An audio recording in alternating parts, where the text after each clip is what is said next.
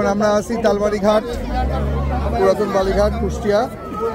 এই কুমিরটা নদী অঞ্চলে ধরা পড়ছে জালের মাধ্যমে।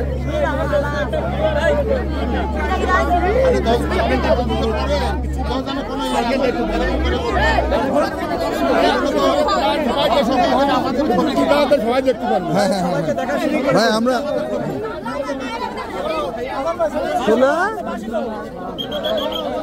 প্রচুর লোকজন এখানে দেখতে পাচ্ছি। This is Shahabuddin Milan Facebook profile.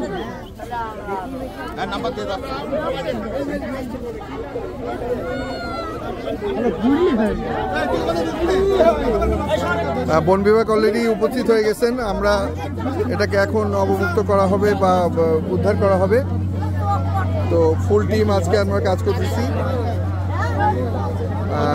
এখানে প্রশাসনের লোকজন এবং সবাই চলে এসছে, টিভি চ্যানেল, অনেক মানুষের উপস্থিতি।